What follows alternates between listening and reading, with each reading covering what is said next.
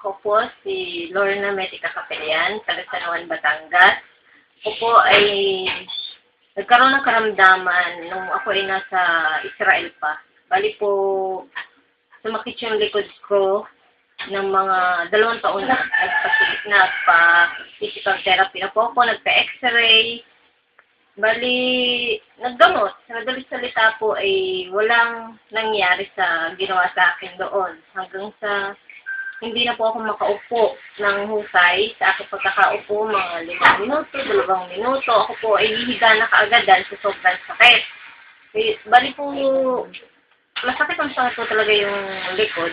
So, pag nakikita po ako ng nanay ko, bakit ka nakahiga na naman, ano nangyayari sa'yo? Sabi ko po, ay masakit ang likod. Tapos sabi niya, umuwi na nga daw ako, at dito na lang ipapagamot.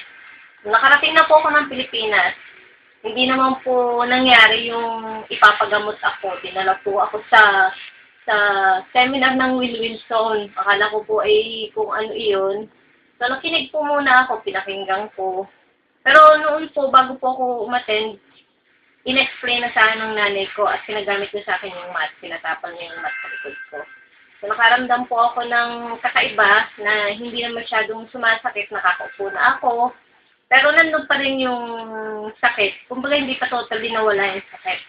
So after po nung mga nakailang linggo din, hindi ko po masabi kung ilang linggo, pero sa madaling salita po, sa ngayon, hindi na po nasakit ang likod ko. Sa loob ng 2 taong kong paghihirap.